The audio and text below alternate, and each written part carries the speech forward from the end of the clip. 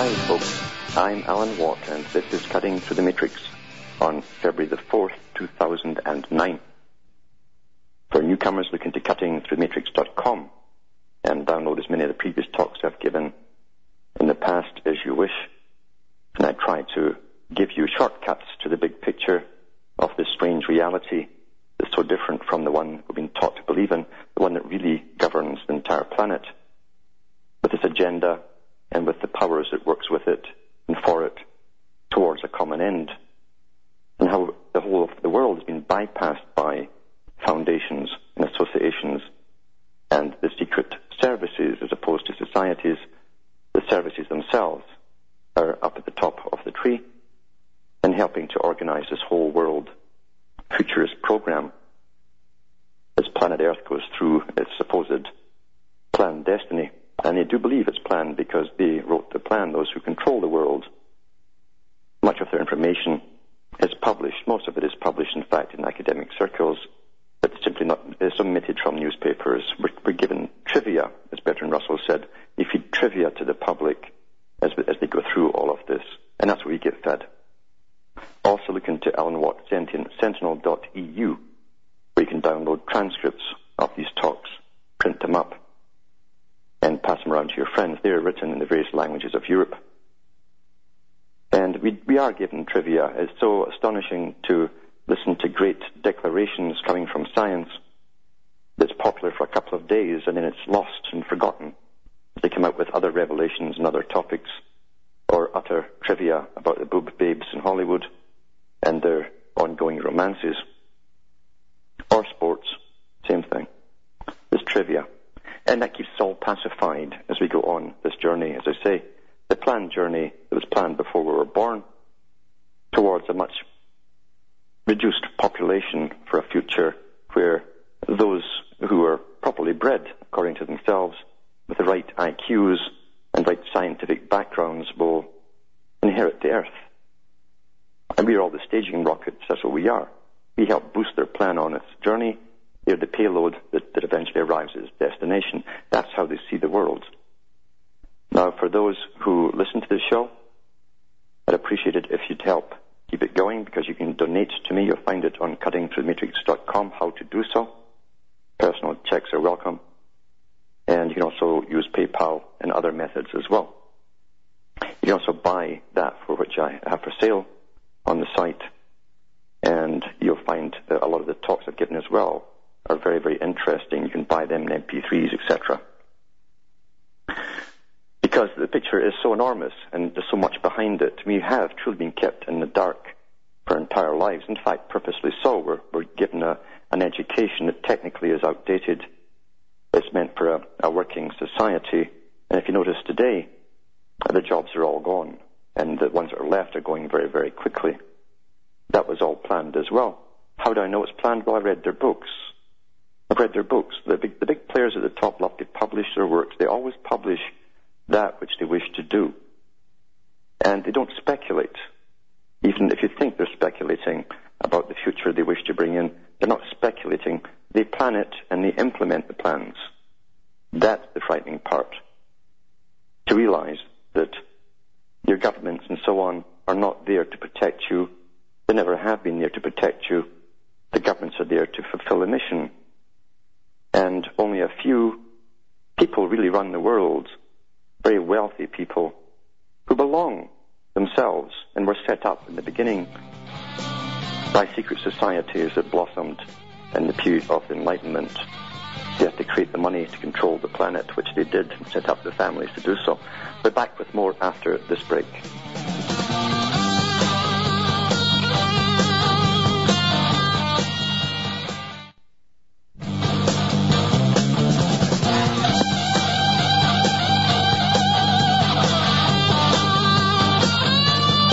Hi folks, I'm Alan Watt. We're cutting through the matrix. The matrix is the big stem that comes from the womb of reality. It creates reality, as they used to say in the ancient times. And we have been given a particular reality, and being normal, ordinary people, we accept it. We accept those little things that are near and dear to us, the people around us, our families, friends, and so on.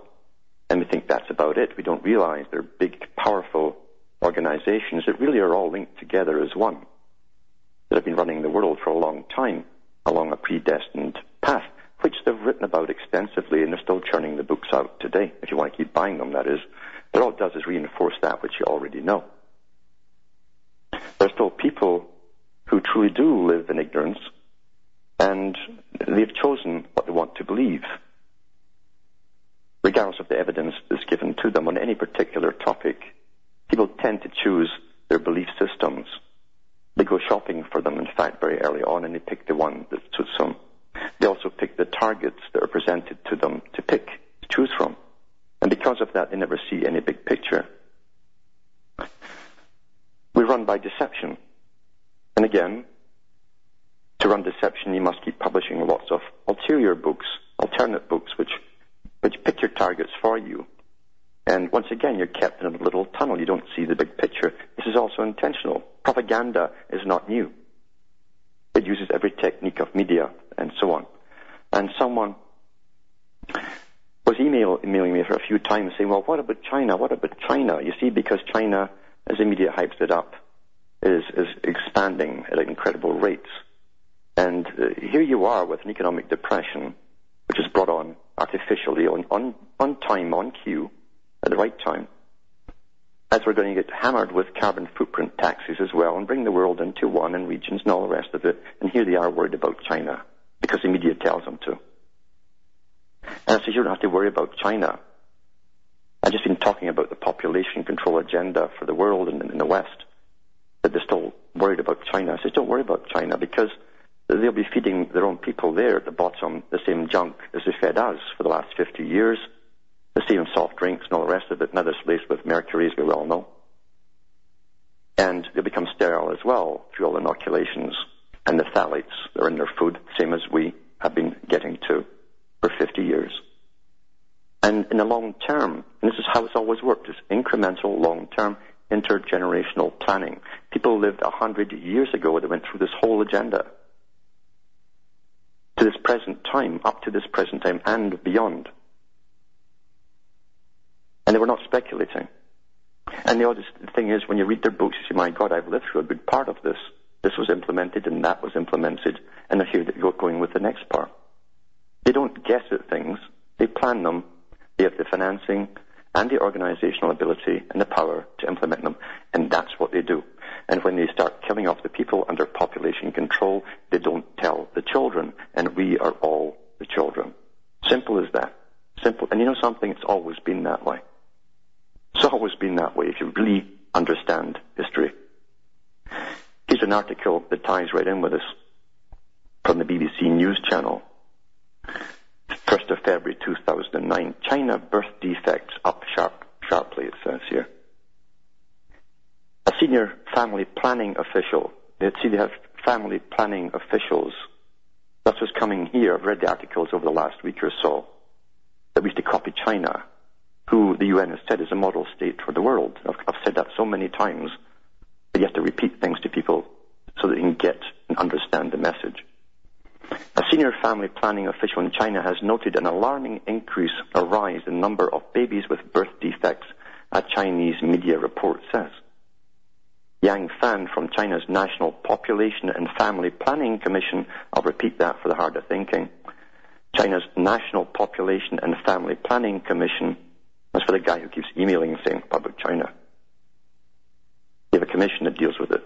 Said environmental pollution, so they're blaming the environment, you see, was a cause of the increase. They're very quick with their propaganda in China because they've been at this for thousands of years. So the coal mining heartland of Shanxi province had the biggest problem. China has reported the trend before, and it was not clear if Mr. Jiang was commenting on new or old statistics. Of course it wasn't, and that's how they do it in China. A 2007 commission report said the rate of defects had risen 40% since 2001, from 104.9 per 10,000 births to 145.5 in 2006. Officials blame, and they're very good at that in China too, emissions from Shanxi's large coal and chemical industry for the problems there.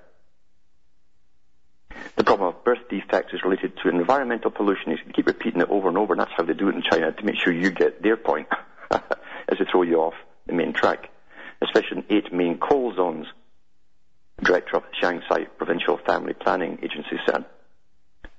Mr. Yang said a child was born with physical defects every 30 seconds because of the degrading environment. Correspondents say the report suggests there is a human cost to China's rapid economic development. There's always been a human cost in China. Read your history. Researchers also blamed exposure to nitrogen dioxide, carbon monoxide, and particulates for the increase. The number of newborns with birth defects is constantly increasing in both urban and rural areas, China Daily newspaper quoted Mr. Yang as saying. The rather alarming increase has forced us to kick off a higher-level prevention plan. Wonder if it will give them. The Commission had introduced a screening program in the 8 worst affected provinces, Mr. Yang said. So, see, they're going at it, and that's why they could put into those army think tanks that I've read for the next 30-odd years, that the predictions for the next 30-odd years, that around 2030, China will be drastically falling in population. They didn't say why, they just said it'll be drastically falling. But they also know they have more males to female ratio. They've encouraged, of course, that thing for ages in China, that particular method of keeping boys alive and killing off the baby children.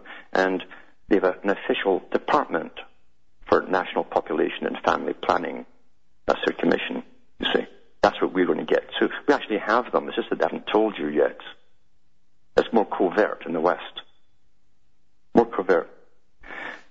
And I've been reading from books, from the big players, the guys who gave you the future, who were in all the biggest think tanks of all, and who sat in all the big meetings for the future, going back since the 1920s or more up to the present time. And The Next Million Years is interesting, by Charles Galton Darwin, who wrote this in the 1950s. He himself was a physicist who was really into biology, in fact, rather than physics, and how to basically turn us all into eunuchs, which was his prime. He was very gleeful about that. He got excited when he talked about that. But he was a big player, and when he wrote, it wasn't because he was coming out with these particular imaginings from his own mind. It was because he knew the agenda, he was part of it, and they were already implementing it in the West. I've given you the reports. It's on my site too. You can see the documentary made by the CBC on the fact that most of the males in the Western world are almost sterile. And it's increasing. That's not by chance. You don't put things, artificial hormones, in your food for 50 years without knowing the effects. And they knew the effects of these particular artificial hormones back in the late 1800s. And now, of course, as I say, we've found out about mercury in it as well. And over half of the items you buy at the supermarket. And it's been there for 40 years. This is war. See, this is how you create war, world war, for an unsuspecting public. What would happen if the public knew at the beginning, when they had all their faculties and their health and their brain power going and their survival capabilities, you'd do something about it very fast. The reason you can publish this stuff today is because it's worked, and there's no reaction. It's worked, you see. It's interesting here, in The Next Million Years by Charles Galton Darwin, I'll say the big player, and this is what he said. He's talking about China. He says sometimes it has been advanced by important new discoveries, such as the invention of printing and so on and so on. At the time, there's been liability to famines in China all the time, in its whole history, which have killed off millions, it says. The perpetual presence of a margin of starving humanity has set a low value on human life and has made for callousness in regard to the sufferings of the people. I think it's only to say that this has led to much cruelty of the kind we are unfamiliar with, and though he mentions the fact we had similar problems during the plague eras of Europe, because starvation was rampant as people stopped farming, they were dying off. Then he says on page 199, it says this. Mind you, he admires the Confucian way, the philosophy. He says it's lasted far longer than any of the philosophies of the West. It would seem that in its constancy of character, both in its virtues and in its defects, the Chinese civilization, listen to this, is to be accepted as the model type of a civilization to a greater degree than on any of the other civilizations of the world. That's what the United Nations says today. Because it doesn't have any sacredness to human life. We don't have it either in the West. We're secular humanists, whether you understand that or not. Look into the meaning, you'll find out that you are. It's been brainwashed into you basically through your education and the media. But it's so interesting to say that these guys wrote about this in the 1950s. In the 1950s. World government. He says here, he goes on about fuel and upcoming fuel problems and how fields will be turned into creating fuel, biofuel, 1950s. Way ahead of what we are told. See, we're living a script, a plan. It's that simple. He says, in this case, North America might fall into 4 or 5 provinces and Western Europe into 1 or 2. It's never to be expected there will be any permanence about the numbers of them or about their boundaries. But then he goes into the setting up of a complete North American Union and a European Union as well. And what happens then? And beyond that too. Back with more after this break.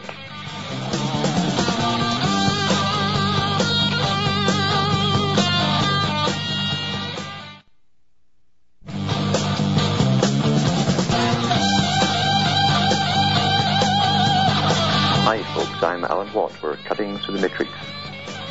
I'm trying to show people how we're guided through plans that were made long ago, published, and discussed at big top-level meetings, not really so much in secrecy. They always mention something in newspapers. They don't tell you the content, the actual real content of the meetings, but books do come out, which are generally ignored by the general public. They're not terribly exciting or sexy.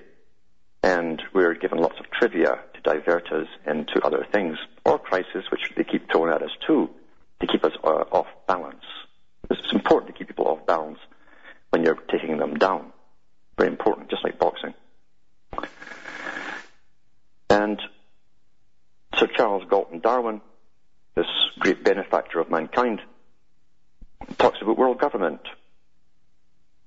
And he said, in page 192, it is too much to expect that there could ever be a permanent world government, benevolently treating all of them on a perfect equality. Such an institution could only work during the rare occasions of a worldwide golden age. He's talking about total employment and so on. But then he goes into talking about how the government really works. He says there will inevitably be ill-feeling and jealousy between the provinces, to some of the world being split into provinces, with each believing that it's not getting its fair share of the good things, and in fact would be like the state of affairs with which we are all too familiar. If then is there ever going to be a world government, it will have to function as governments do now. So he's very pragmatic and honest, in the sense that it will have to coerce a minority, and indeed it might often be a majority, into doing things they do not want to do.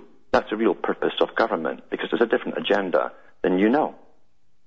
And he's a guy who tells governments, or told governments what to do, he and the groups that he belonged to. The Royal Society, the Royal Institute for International Affairs, and the CFR, and so on. And then he goes into this in page 191. If the fuel power problem, this is the 1950s, is solved completely, you saw about growing biofuels and so on, so that mechanical power and transportation is available in the future to a greater extent than the present, then the provinces will be large. For example, the whole of Europe may well be one, and the whole of North America another. You see? He also goes through the entire agenda of coming starvations in different regions of the world, including the West, by the way. And that is on the cards, because if you look into, and I've mentioned this many times before, the guys who are in charge of monitoring the world's food supply and setting up all the institutions to deal with the world's food supply is the Royal Institute for International Affairs. Look into their website. They've been at this for at least 15 years full time, with many different think tanks and workers working on the coming food shortages. It's all planned that way, because after all, they plan to bring the population down to a very small number. And he tells you in this book, The ones who are going to survive, they're going to be the high scientific elite, the ones who have no problems denying any deities or superstitions of any kind. They'll be pragmatic people who are the intellectual class, basically. And he's absolutely confident that through genetic manipulation, they can better the race that will serve them. And that's where we are now, on the race towards creating a population of perfect servants. That's what it's all about in genetic engineering, the Human Genome Project and everything. That's why it's been rushing full steam ahead for years, because it was on the agenda. That's why. And they were doing it long before we heard of it. Long before we heard of it. It's far older than Dolly the sheep. Far, far older. That's the rubbish they feed the public. It says here, this is the future that's coming up. Those who find the bad conditions of work supportable will be willing to work harder and for less reward. In a broad sense of the term, they are more efficient than the others because they get more done for less pay. There are, of course, many exceptions for real skill will get its reward, but in the long run it is inevitable that the lower types of labor will have an exceedingly precarious life. One of the triumphs of our own golden age has been that slavery has been abolished over a great part of the earth. It's difficult to see how this condition can be maintained in the hard world of the future with its starving margins, and it's to be feared that all too often a fraction of humanity will have to live in a state which, whatever it may be called, will be indistinguishable from slavery. Very pragmatic, you see. I mean, he's being honest, isn't he? They're making this happen. This is the agenda. This is the agenda. He also talks about those who will run the cultures, which they already do. He says, maybe guess it will be what I call the mountaineers. He's talking about the people who will own the top mountainous areas of the planet. Very important part of this whole agenda, because over the last 20 years, the wealthy people have been buying up old ski resorts and everything. But especially if they have rivers near them. He's talking about coming hydroelectric power that will power the world, and whole areas of the earth set aside for creating power and energy for the rest. That's what's happening right now. This was 50 years before we heard of it, when he published this. He says, and those who will become dominant through their wealth, they will tend to have the highest culture, since culture most easily comes from the leisure created by wealth. Only the leisure class can go ahead with their culture. We simply adopt what we see. You should say, as the king goes and the queen goes, we all adopt their fashions, their style, and even their mode of speaking, in fact, which is more prevalent in England than anywhere else. So there's nothing new under the sun, nothing new at all. He even talks about the need to start pushing for population control all over the Western world, and I'll go into this after this break.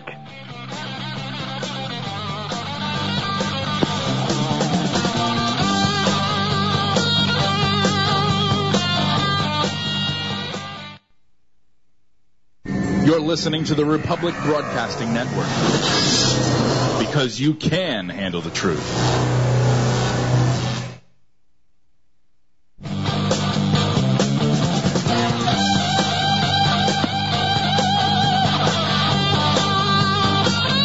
Hi folks, I'm Alan Watt. We're cutting through the matrix.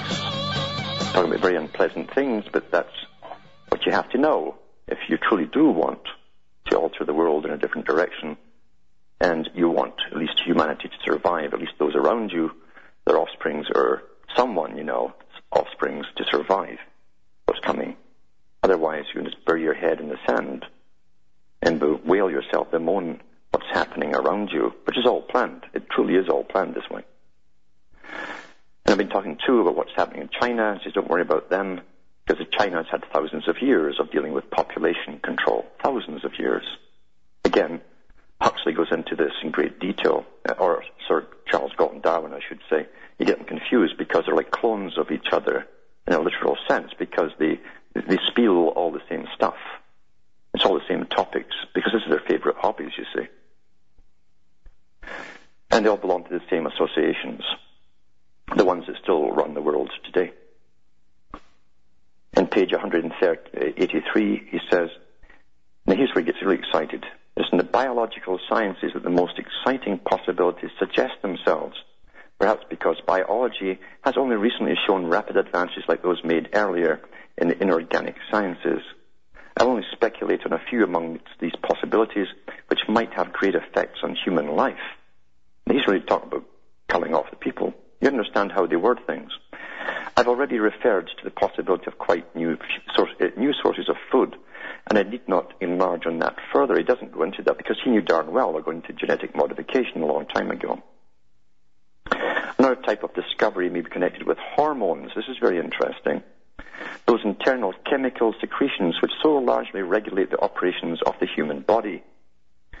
The artificial use of hormones has already been shown to have profound effects on the behavior of animals, and it seems quite possible that hormones, or perhaps drugs, might have similar effects on man.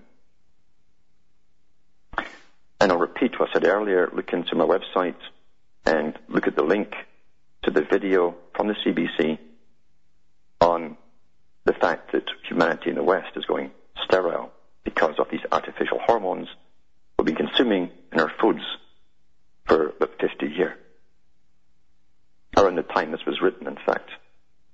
The artificial use of hormones has been shown to profound effects on the behavior of animals, and it's quite possible that hormones, or perhaps drugs, might have similar effects on man. You can't tell this guy apart, really, from the Huxleys. And they all knew each other very, very well, because they all belonged to the same clubs, you see.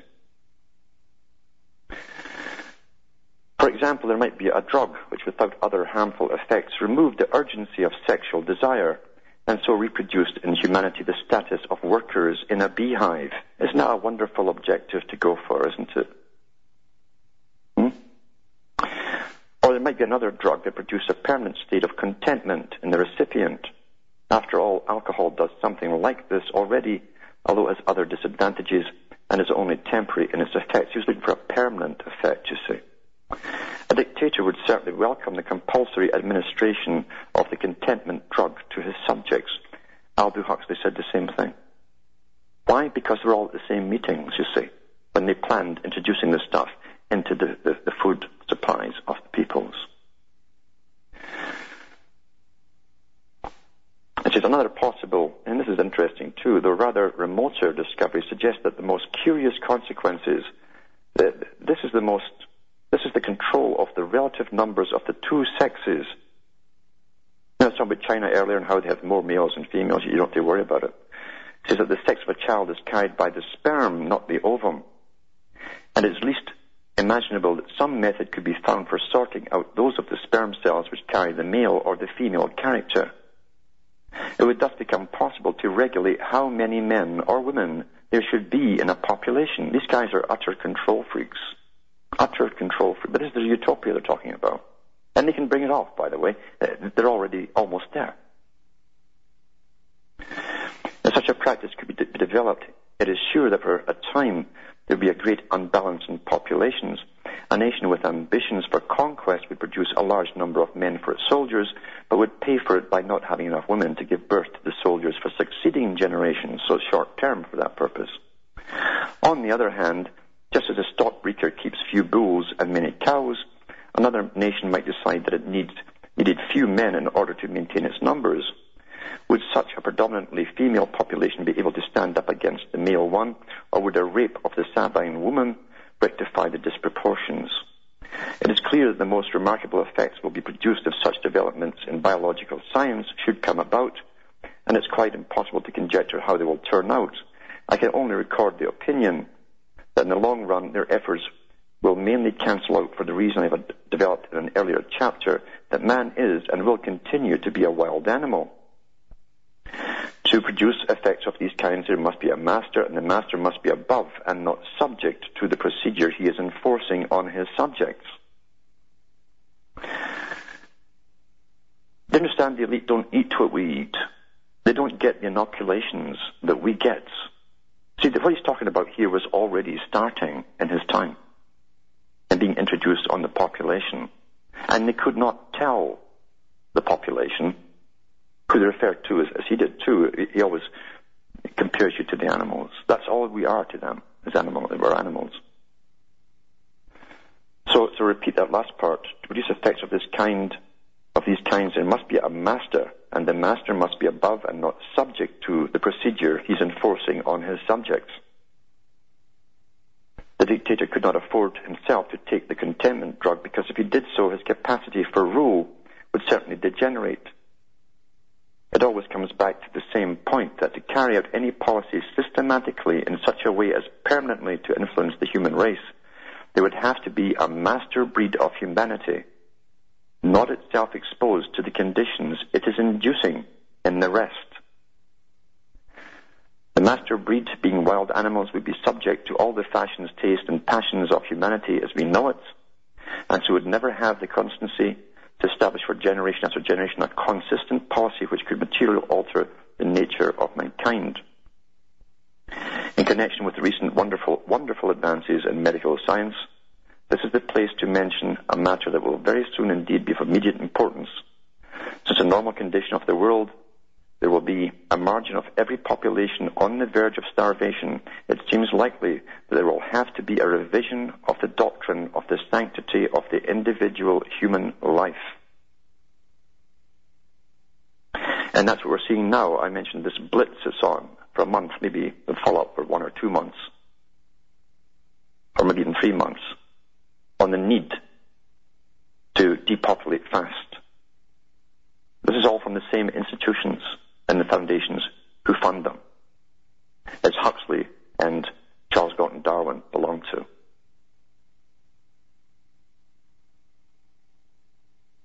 It seems likely that it will have to be a revision of the doctrine of the sanctity of the individual human life. What's the United Nations said? That the individual is the enemy. We are one, right? We're all one big hunk of animals, basically, according to these boys at the top.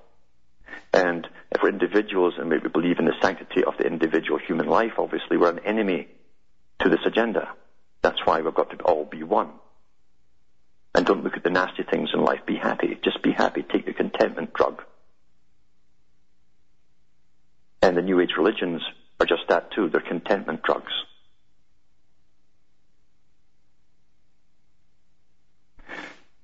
It says, in the old days, the doctors were under the obligation of doing all they could to preserve any life, though they had no great success in their efforts.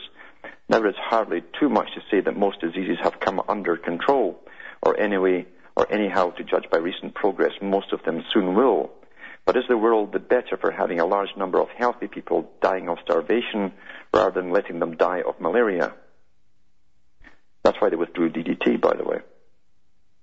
One of the justified boasts of recent times has been the great decrease that medicine has made in infant mortality. Whereas in the old days a mother might bear 10 children and have only 2 survive, now she may bear only 3, and she will be regarded as very unlucky if all do not survive. But the difficulty in the world is going to be that the number of people born is too great for the food supplies, so that a fraction must die anyhow. May it not be better than they should die in infancy. One of the biggest industries we've got is the abortion industry. And we think nothing of it. It says here, the truth is that all our present codes about the sanctity of human life are based on the security of life as it is at present. And once that is gone, they will inevitably be revised. And the revision will probably shock most of our present opinions. Well, it wouldn't shock him because he was in the planning of it. Governments have been at war with farmers since before and during and after World War II. They've paid them not to grow stuff, to keep prices up. They gave them little freebies to get them, like tax-exempt things and so on, which they fell for. They always give them a bait and they fall for it. Then governments come in and start dictating what they can do, what they can't do. Then start going under, going out of business. Too much hassle. The big corporations that own the whole agricultural industries now, about 5 of them across the planet, have the world's food supply in their hands, and they also belong to the same societies as Sir Charles Galton Darwin and all the rest of that ilk. So they're bringing all this about, you see. Because remember, they want to bring us down to almost about 500,000 people in the perfect utopia. And they've worked intergenerationally for hundreds of years on the same agenda to make it so.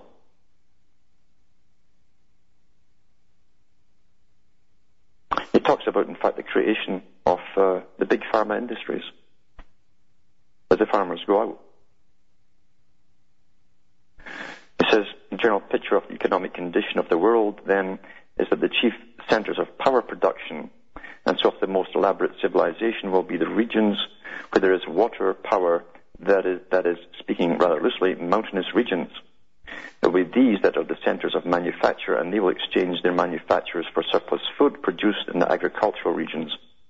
There will also be large power farms in various parts of the world, storing energy, either by some direct mechanism or through the intermediary of, you're talking about vegetables, literally growing vegetables for fuel, like corn and so on. Grain.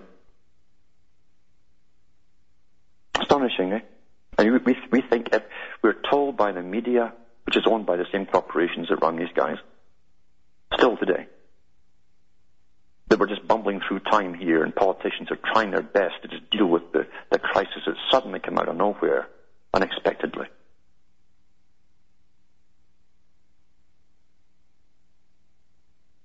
It's astonishing. Then he talks about creeds. Creeds are religions. Remember what Bertrand Russell said. There's no nonsense so arrant that it cannot be made the creed, the belief of the vast majority by adequate government action. That was Lord Bertrand Russell, a great power, these boys, all working for the same Royal Society.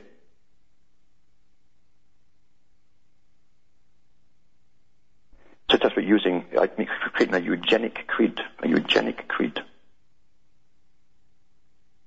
It says here, is it possible that there should arise a eugenic creed? This is page 203.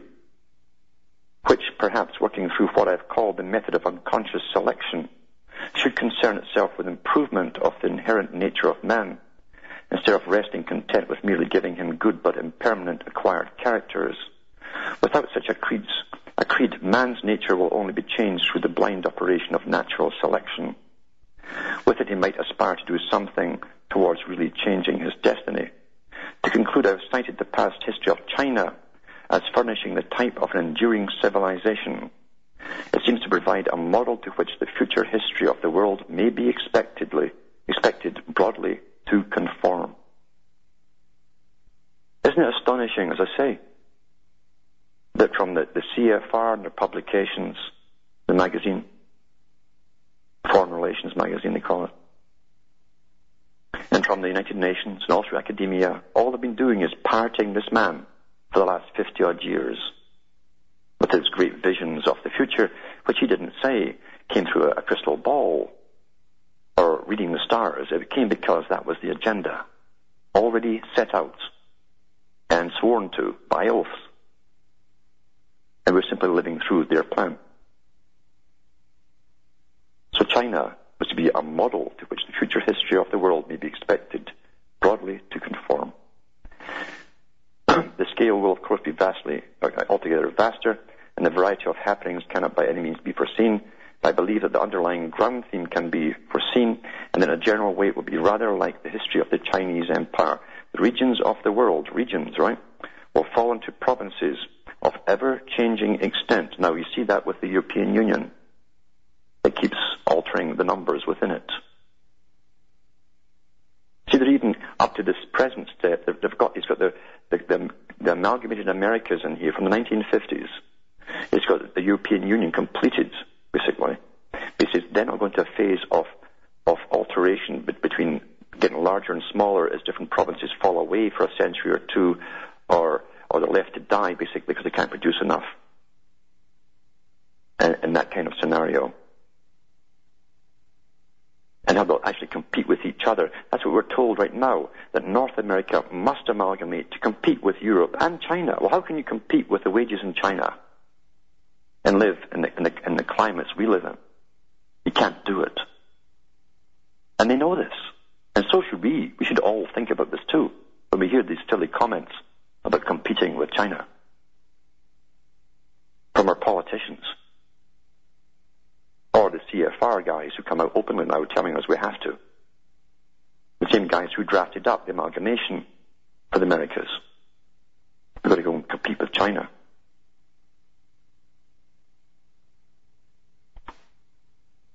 He goes on to say here, it says, but I believe that the ground theme can be foreseen, and in general we rather like the history of the Chinese Empire. The regions of the world will fall to provinces of ever-changing extent, which most of the time will be competing against one another.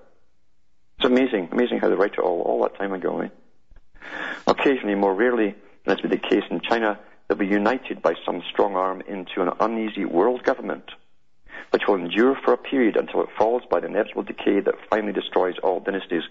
Now, I've read the reports from the think tanks for the projections for the next 30 to 50 years, from the US think tank for the military think tank and the British one for NATO, and they've taken everything from this book from the 1950s, because they also said that civilization could unite for a while and then fall apart. It's intended to fall apart and go under through riots and deprivation and famine. That's why. But in the end run, there'll always be pockets of very high-tech civilization. That's what they all said, and that's what he's saying in this book as well. Only he was way ahead of them. So sometimes we'll be united into an uneasy world government, which will endure for a period until it falls by the inevitable decay that finally destroys all dynasties. We'll be back with more of this after this break.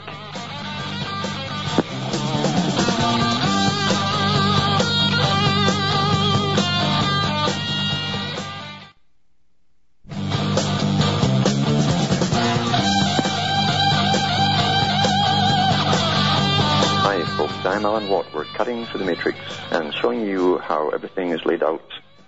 One big agenda, one big business plan, and how we are simply living generation through generation, right through the whole planet itself.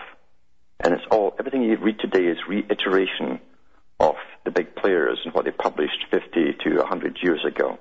It's the same organization running the world today, the same boys who set up China, the same guys who drafted up the GATT treaties and made China the most favored nation, trading nation status, gave it to them. They created communism for China as well, because it's not real communism at all. There's an oligarch in China, and science rules over China, and pragmatism. As I say, pragmatism is a very important word to use when dealing with these particular characters. They talked about creating a eugenic creed, a belief system, but part of it would be to train the people, or make the people believe that they had to perish to save the few. And also training the elite to have more children as a sacred duty, to pass on the better genes to the surviving species, you see. It's astonishing, and that's exactly where we're going, and it even gives you hints of the green movement it creates 50-odd years ago. A creed, a belief system. And you have all these greenies parroting the stuff that's been handed to them, thinking it's their own idea. It talks about after the world government, because that's only part of the strategy. That's like the end of the chess game. And then afterwards, they have pockets of civilization, high tech, that will survive across the planet. And he goes into it here. He says, there will be periods when some of the provinces relapse into barbarism. And that's what we're hearing about now from the big think tanks, repeating the same stuff that he wrote about, he and others of his kind wrote about 50 years ago. The coming riots, the food riots, according to the big military think tanks, advisors to the military in Europe and the US and Canada. But all the time civilization will survive. In some of them, it will survive because it will be based on a single universal culture, derived from the understanding of science. For it's only through this understanding that the multitudes can continue to live. On this basic culture, there will be overlaid other cultures, often possessing a greater emotional appeal, which will vary according to climate and race from one province to another. Most of the time and over most of the earth, there will be severe pressure from excess populations, and there will be periodic famines. That's what's coming up, and it's all over the CFR's websites, because they're planning all this stuff. They call it managing it. They're managing the coming problems with food. There will be a consequent callousness about the value of the individual's life. We're getting hammered with that now. You're nothing. Apathy. As Bertrand Russell says, you've got to create apathy. And often there will be cruelty to a degree which we do not willingly think. They're tasering the people and all the rest of it. There's nothing for cops to shoot folk anymore. This, however, is only one side of the history. On the other side, there will be vast stores of learning, far beyond anything we can now imagine, and the intellectual stature of man will rise to ever higher levels. and sometimes new discoveries will for a time relieve the human race from its fears, and there will be golden ages, ages plural, when man may for a time be free to create wonderful flowerings in science, philosophy, and the arts. Isn't that just dandy?